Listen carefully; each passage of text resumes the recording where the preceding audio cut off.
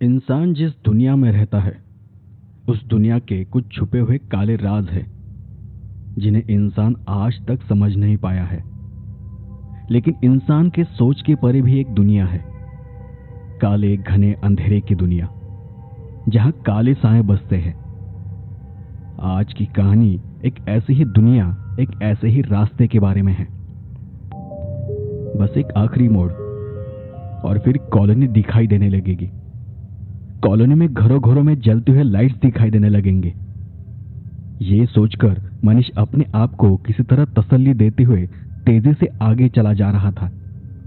उस रास्ते से गुजरते वक्त मनीष ने 1000 बार अपने आप को यह समझाया होगा कि नजर उठाकर आसपास सामने कहीं देखना नहीं है। नजर एक तो नीचे रास्ते पर या ऊपर आसमान में रखनी है।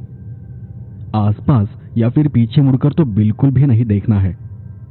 लेकिन फिर भी उसकी नजर अपने आप ही आसपास चली ही जाती थी। चलते चलते मनीष अपने मुंह से बस भगवान का नाम लिए जा रहा था। लेकिन फिर भी आसपास के झाड़ियों से आती पत्तों की सरसराहट की आवाज को सुन उसके रोंगटे खड़े हो जाते थे। वो मन ही मन में भगवान से बस ये प्रार्थना कर रहा था कि बस कुछ देर के लिए किसी का साथ मिल जाए। लेकिन वो एक सुनसान रास्ता था। पूरे रास्ते पर एक भी इंसान, एक भी जानवर नहीं था। रास्ते के दोनों तरफ बस ऊंचे ऊंचे पेड़ थे, घनी झाड़ियां थी और उनके बीच से गुजरती तेज हवाओं की वजह से मनीष को हर वक्त एक अजीब सी आवाज सुनाई दे रही थी। कुछ महीने पहले ही उसका एक दोस्त दीपक इसी रास्ते पर गायब हो गया था। जब उसे ढूंढा गया तो उसी रात वो मिला भी था, लेकिन एक अजीब सी हालत में। वो मिला तब वो इन्हीं झाड़ियों में कहीं खड़ा था, किसी पेड़ की तरह, एकदम सीधा और सख्त। लोगों से सुना था कि जब वो मिला था उसकी आंखों की पुतलियां गायब थी और तब वो अपने मुंह से एक अजीब सी आवाज निकाल रहा था। मनीष ने तो उसे देखा तक नहीं था, मतलब गांव वालों ने किसी को उसे देखने नहीं दिया था। सुना था कि वो नजारा इतना भयानक दिखाई दे रहा था कि शायद उसे देख लोग खौफ में आ जाते, इसलिए किसी को भी उसे देखने नहीं दिया गया था। उसी रात उसकी मौत हो गई थी, तो गांव वालों ने उसी वक्त उसका चुपचाप से अंतिम संस्कार भी कर दिया था। मनीष को नहीं पता कि यह कितना सच है, लेकिन 14 साल के मनीष को डराने के लिए इतना काफी था। मनीष, दीपक और वरुण, 3 दोस्त एक साथ स्कूल में पढ़ा करते थे और स्कूल के बाद हमेशा ट्यूशन के लिए पास की कॉलोनी में जाया करते थे। ट्यूशन से घर आते आते उन्हें हर रोज रात के 8 बज जाते थे, लेकिन तीनों एक साथ कॉलोनी के उस रास्ते से आया जाया करते थे, तो उन्हें कभी भी उस रास्ते का डर नहीं लगा था। लेकिन एक वक्त मनीष और वरुण दोनों एक साथ बीमार पड़ गए और कुछ दिनों तक दीपक को अकेले ही उस रास्ते से आना जाना पड़ा। उसके 2-3 दिन बाद एक रोज दीपक मनीष के घर आ गया और दीपक ने तब मनीष को बताया भी था कि उस रास्ते पर उसे कुछ अजीब सा महसूस होता है।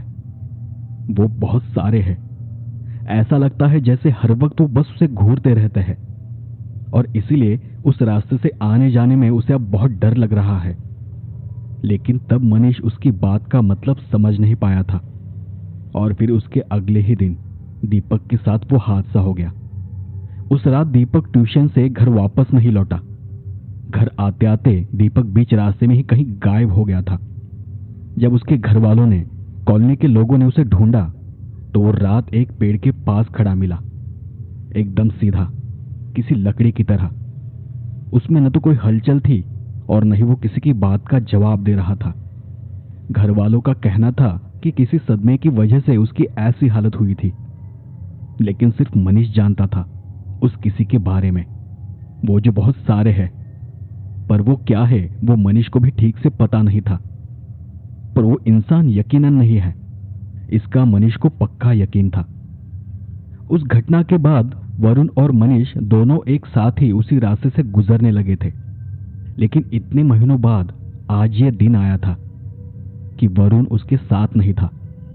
उस दिन वरुण अपने पापा के साथ कहीं बाहर गया हुआ था और इसीलिए मनीष अकेला ही उस रास्ते से जा रहा था। उसके दिमाग में ये सब चल ही रहा था कि तभी उसे महसूस हुआ कि कोई उसके पीछे पीछे चला आ रहा है। पीछे से आती हुई कदमों की आवाज उसे साफ साफ सुनाई दे रही थी, लेकिन जैसे जैसे वो आवाज और साफ होती गई वैसे मनीष समझ गया कि वो जो कुछ भी है वो उसकी ओर ही चला आ रहा है। अब वो जो कोई भी था वो मनीष से बस कुछ कदम दूरी पर था। पीछे मुड़कर देखने की उसकी इच्छा तो थी, लेकिन हिम्मत नहीं हो रही थी। वो भले ही किसी इंसान के कदमों की आवाज लग रही थी, लेकिन क्या पता पीछे आने वाला इंसान ही है या कुछ और, क्योंकि जब दीपक गायब हुआ था तो उस दौरान मनीष ने बुजुर्गों को ये बात करते हुए सुना था कि कॉलोनी के आसपास निशी डाक है। मनीष को इस सब के बारे में ज्यादा कुछ पता तो नहीं था, लेकिन अपने दोस्तों को उसने कई बार इस बारे में बात करते हुए सुना था कि निशी का मतलब होता है रात और डाक का मतलब होता है बुलाना, यानी अंधेरी रात में मौत का बुलावा। और अगर एक बार कोई इंसान उसके इशारे पर चला जाए तो वो लौटकर वापस नहीं आता है। कहते हैं कि निशी उस इंसान को मार देता है। वो कोई भी भूत या कोई भी चुड़ैल हो सकती है जो आपके किसी नजदीकी इंसान के रूप में या फिर उसकी तरह आवाज देकर आपको बुलाती है। अब मानने वाले इस बात को मानते थे, बाकी लोग इसे बस बकवास समझते, क्योंकि इतने सालों में वहां इतने लोग गायब नहीं हुए थे कि लोग निशी डाक पर यकीन करते। और फिर दीपक गायब होने के बाद फिर जिंदा मिला भी तो था। चलते चलते वो इस बात को अपने मन से निकालने की पूरी कोशिश कर रहा था। एक वक्त उसने ये भी सोचा कि पीछे जो कोई आ रहा है वो उसके नजदीक आने से पहले ही तेजी से दौड़कर रास्ता पार कर लेना ठीक होगा। लेकिन अगले ही पल उसका मन ये सोचकर कांप उठता कि अगर वो इंसान नहीं हुआ तो उसे मुझे पकड़ने में ज्यादा वक्त नहीं लगेगा। कहीं अगर दौड़ते वक्त वो किसी साए की तरह सरकता हुआ मेरे सामने आकर खड़ा हो गया तो, या फिर आसपास की इन झाड़ियों से सरकते हुए बाहर निकलकर मुझ पर झपट पड़ा तो। मनीष के दिमाग में एक साथ कई सारे बुरे ख्याल आ रहे थे, लेकिन कुछ भी करने की उसमें जरा से भी हिम्मत नहीं थी। और फिर जैसे ही वो कदम उसके साथ चलने लगे, एक पल के लिए उसका दिल जैसे बैठ ही गया। लेकिन अगले कुछ ही सेकंड में वो इंसान लंबे कदमों के साथ मनीष के आगे निकल गया। तब जाकर मनीष की जान में जान आई। मतलब अब तक जो वो सोच रहा था वैसा कुछ भी नहीं था, वो सच में एक इंसान ही था। मनीष उस इंसान से अपने साथ गांव तक चलने को पूछता, उससे पहले ही वो इंसान एक दूसरी पगडंडी से होता हुआ दूसरी तरफ चला गया। वो इंसान अपनी ही धुन में चले जा रहा था। उस इंसान का मनीष की तरफ ध्यान भी नहीं गया। मनीष को बस कुछ पल के लिए राहत मिली कि उसके साथ चलने वाला कोई तो है, और फिर अगले ही पल वो फिर से अकेला था। और तब उसे अपनी कॉलोनी में जलती हुई लाइट्स दिखाई देने लगी। उन्हें देख मनीष ने रफ्तार पकड़ी और वो तेजी से अपने गांव, अपने घर की तरफ दौड़ गया। उसका घर एक कॉलोनी में था। वो एक छोटी सी कॉलोनी थी। कॉलोनी के अंदर पुराने जमाने के पत्थरों से बने हुए मकान थे। असल में वो एक छोटा सा पहाड़ी इलाका था और उसके आगे बस दूर दूर तक फैली हुई बंजर जमीन थी। उसी पहाड़ी की ढलान से नीचे जाते रास्ते पर यह कॉलोनी बसी हुई थी। रास्ते के दोनों तरफ बड़े बड़े पेड़ थे। पेड़ों के आसपास झाड़ियां और कमर तक उगी हुई घास थी। दिन भर तो वहां से गुजरने में बिल्कुल भी डर नहीं लगता था, लेकिन रात होने पर ऐसा महसूस होने लगता जैसे उन झाड़ियों में, उन पेड़ों के पीछे, उस घास में कोई ताक लगाकर बैठा हुआ है। कोई छुपा हुआ है जो अपने शिकार को दबोचना चाहता है। मनीष जब भी उस रास्ते से गुजरता उसके दिमाग में यही सब ख्याल आने लगते थे। लेकिन शाम होने पर पहाड़ी से आती जोरों की हवा घाएं घाएं करते हुए ढलान से उतरकर किसी जानवर की तरह उस कॉलोनी से गुजरती थी। सब तरफ एक अजीब सा सन्नाटा छा जाता था। सब एकदम सुनसान हो जाता था। अंधेरा होते ही ऐसा लगता जैसे किसी ने उस कॉलोनी पर एक काली घनी चादर बिछा दी हो। फिर उनमें वो घर और भी छोटे लगने लगते। ऐसा लगता जैसे अंधेरा होने पर डर के मारे वो मकान भी अपने आप को सिकुड़ लेते थे। लेकिन सालों से बाहर रहने की वजह से वहां के लोगों के दिल सख्त हो चुके थे। उनके दिमाग में एक तरह का ठंडापन आ चुका था। वहां रह रहकर उनके दिमाग मर चुके थे, तो उन्हें कभी अपने आसपास कुछ भी अजीब महसूस नहीं होता था। लेकिन मनीष वैसा नहीं था। वो तो बस एक 14 साल का लड़का था। उसका मन अब भी नाजुक था, किसी बच्चे की तरह था।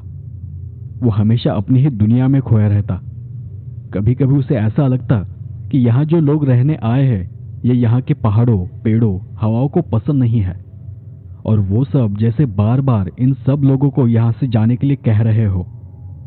लेकिन फिर भी मनीष को वहां आज तक जो भी महसूस हुआ था, उसने अपने उस डर के बारे में कभी भी किसी को बताया नहीं था। दीपक को गए हुए अब कई महीने हो चुके थे, लेकिन दीपक के गायब हो जाने के बाद से मनीष आज भी उस रास्ते से गुजरने से डरता है।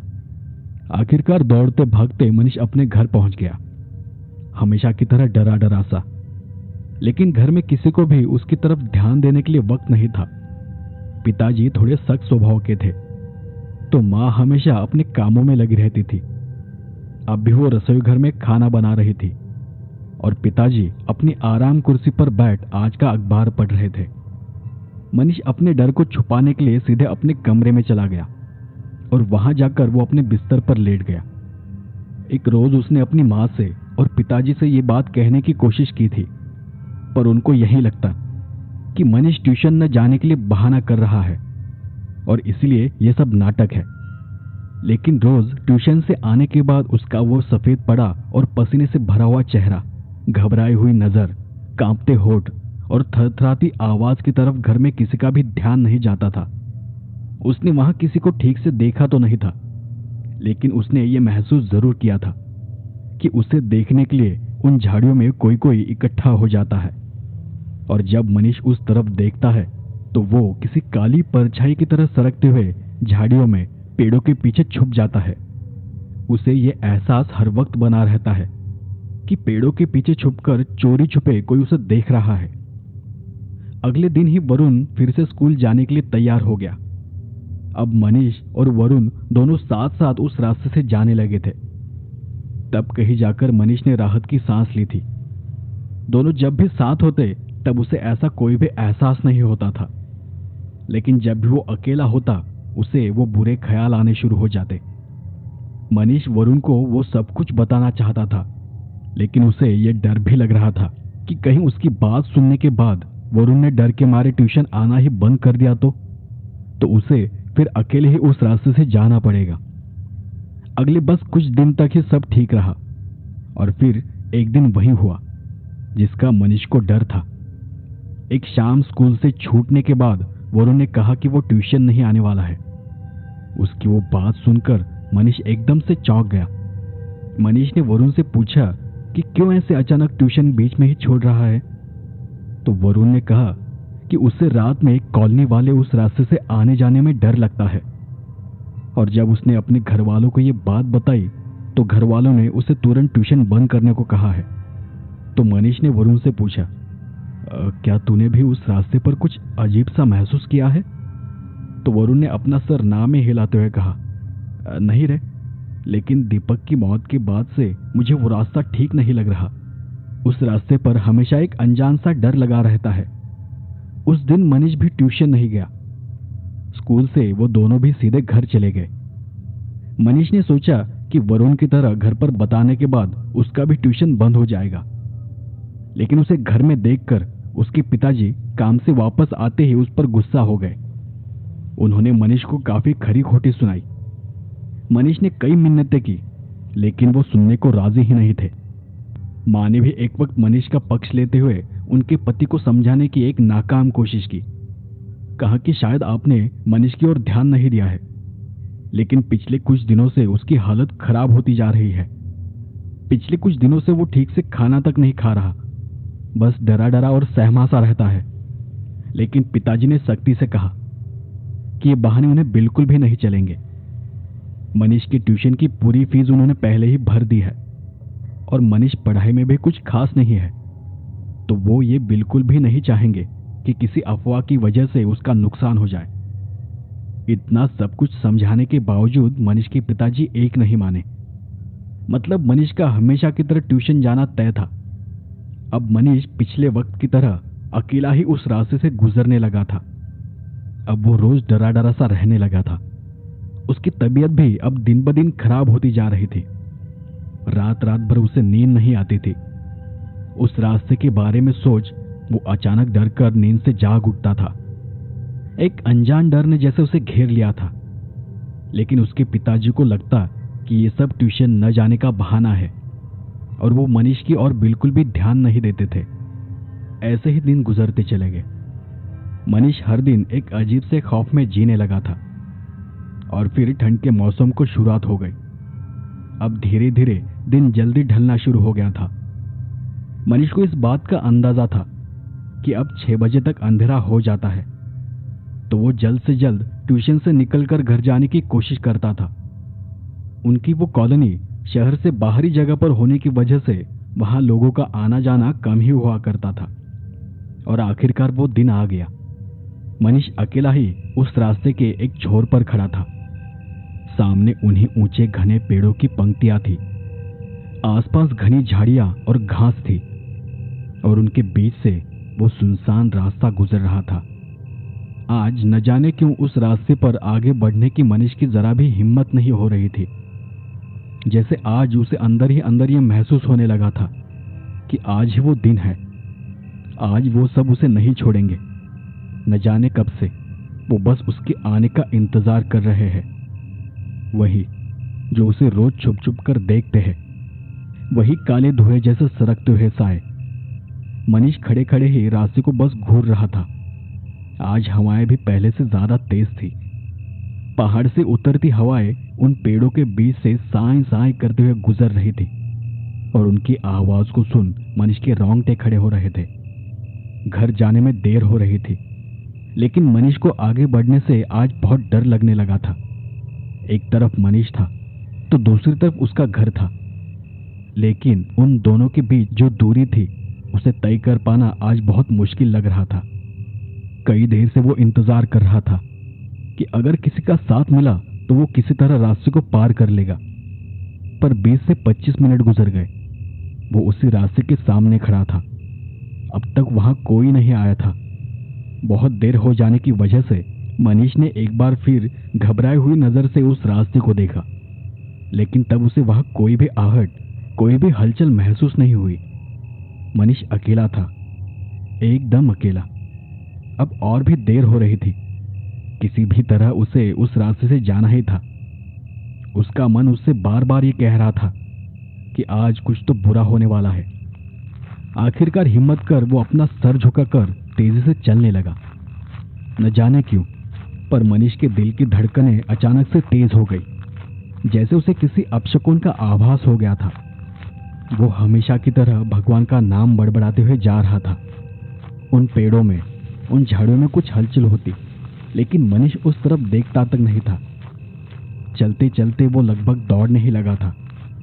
तब उसे ऐसा लगा कि आज तक जो पेड़ों के पीछे छुपा हुआ था, आज तक जो उसे चोरी छुपे देखा करता था, वो अब बाहर आ चुका है। उसे दौड़ता हुआ देख उस पर हंस रहा है। मनीष तिरछी नजर से आसपास नजर घुमा रहा था। उसे उसके साथ साथ उन पेड़ों के बीच से सरकते हुए साए साफ साफ नजर आ रहे थे। उनकी वो लालच से भरी नजर को वो देख पा रहा था, लेकिन सीधे सीधे देखने की मनीष में हिम्मत नहीं थी। उसे ये डर लग रहा था कि कहीं उन्हें पता चला कि मनीष को ये पता है कि वो उसे ही देख रहे हैं, तो कहीं वो उन झाड़ियों से निकलकर सामने ना आ जाए। और एक पल बहुत जोर का हवा का झोंका आया। पेड़ों से, झाड़ियों से कोई चीज तेजी से सरकती हुई रास्ते के किनारे आ गई। ये महसूस होते ही मनीष अपनी जगह पर ही रुक गया। उसे ऐसा लगा जैसे उसके पीछे कोई हरकत हुई हो। उस एक पल के लिए उसकी सांस जैसे उसके सीने में ही अटक गई थी और वो अपनी मां को आवाज देते हुए चीख पड़ा कि तभी उसे एक हंसने का शोर सुनाई दिया, जैसे कई सारे लोग, कई सारी परछाइयां एक साथ हंस रही हो। उसे बार बार ये एहसास हो रहा था कि आसपास की झाड़ियों में कोई अनजान साया सांस रोककर छुपा हुआ है। अब मनीष का सर चकराने लगा, आंखें गोल गोल घूमने लगी। उसके हाथ तो बुरी तरह से कांप रहे थे। आसमान पर उसकी नजर टिक नहीं रही थी। उसने पूरी ताकत से अपने हाथों की दोनों मुट्ठियों को बंद कर लिया, क्योंकि किसी ने उसे अपने दोनों हाथों में पीछे से पकड़ रखा था। वो क्या था, कौन था, पता नहीं, लेकिन मनीष की सारी ताकत खत्म हो चुकी थी। मनीष अपने आप को छुड़ाने की नाकाम कोशिश कर रहा था कि तभी उसने किसी की आवाज को सुना। मनीष? मनीष ने उस आवाज को सुना, लेकिन उस आवाज की ओर देखने की उसकी हिम्मत नहीं थी। मनीष, ए मनीष, मैं हूं तेरा दोस्त दीपक। मनीष ने मुड़कर झाड़ियों की तरफ देखा तो एक साया सरकता हुआ पेड़ों के पीछे से बाहर आकर खड़ा हो गया। मनीष तो बस किसी पुतले की तरह उसे देखता रहा। वो उसका ही दोस्त था, दीपक। वो मनीष को देखकर हंस रहा था। उसकी लाल आंखों में देख मनीष ने जैसे अपने आप को समर्पित कर दिया था। एक पल के लिए मनीष ने आक्रोश करते हुए अपनी मां को पुकारा भी, पर अब कोई फायदा नहीं था। यहां मनीष की मां और पिताजी मनीष को लेकर फिक्र कर रहे थे, क्योंकि आज उसे वक्त से ज्यादा देर हो गई थी। मनीष की मां ने अपने पति को उसे बाहर जाकर ढूंढने के लिए कहा, तो वो झट से साइकिल लेकर घर से निकल गए। उन्होंने मनीष के दोस्तों के घर जाकर पूछताछ की, पर मनीष कहीं नहीं था। आखिरकार उनके दिमाग में उस रास्ते का ख्याल आया जिसके बारे में मनीष हमेशा जिक्र किया करता था। तो उन्होंने अपने कुछ अड़ोस पड़ोस के लोगों से मनीष को आसपास ढूंढने के लिए कहा, और वो अकेले ही साइकिल लेकर उस रास्ते पर निकल पड़े। और जब वो उस रास्ते पर पहुंचे तब उन्होंने साइकिल को अपनी जगह पर ही रोक दिया। सामने का वो सुनसान रास्ता और घना अंधेरा देख कुछ वक्त के लिए मनीष के पिताजी भी डर गए। आज तक उन्होंने कभी इस रास्ते का इस्तेमाल नहीं किया था। आज पहली बार वो ऐसे अंधेरे में उस रास्ते पर आकर खड़े हो गए थे। जब उन्होंने उस सुनसान रास्ते को देखा तब जाकर उन्हें यह एहसास हुआ कि मनीष इस रास्ते से आने से इतना क्यों डरता था। वो जब वहां खड़े थे तब उन्हें कोई आकार, कोई परछाई सरकती हुई दिखाई दी। वो उसे ठीक से देख पाते तब तक वो आगे निकल चुकी थी। उन्हें लगा कि वो मनीष ही होगा, तो उन्होंने साइकिल पर टांग मारी और फिर उस दिशा में बढ़ने लगे। उन्होंने कई बार इस बात को महसूस किया कि कोई आकार पेड़ों के पीछे छुपकर उन्हें देख रहा है, और उनके पास पहुंचते ही वो वहां से खिसकता हुआ आगे निकल जाता है। आखिरकार मनीष के पिताजी ने मनीष को आवाज देना शुरू किया, मनु, मनु बेटा, मनु, हे मनु बेटा। पर एक जगह पर वो साइकिल को छोड़ सीधे झाड़ियों के अंदर घुस गए। एक पल के लिए उन्होंने मनीष को देखा था। वो एक पेड़ के पास खड़ा था। उन्हें देख वो हंस रहा था। उसकी आंखें लाल अंगार की तरह चमक रही थी, पर वो उसे आवाज दे पाते या उसके पास पहुंच पाते तब तक वो उन्हीं पेड़ों के बीच कहीं गायब हो गया। वो भागते हुए उस पेड़ के पास पहुंचे, पर वहां कहीं भी मनीष नहीं था। उसका बैग वहीं पड़ा हुआ था, मतलब मनीष वहां तक आया जरूर था। उसके बाद उन्होंने उसे कई आवाजें दी, कई बार पुकारा, लेकिन मनीष कहीं नहीं मिला। नहीं मनीष ने उनकी आवाज का जवाब दिया। उन्होंने मनीष को काफी ढूंढा, उस रात भी और उस रात के बाद भी, लेकिन मनीष के बारे में उन्हें कोई जानकारी, कोई सुराग नहीं मिला। मनीष अब कहीं मिलने वाला भी नहीं था, क्योंकि मनीष अब चला गया था एक अलग दुनिया में, हमेशा हमेशा के लिए।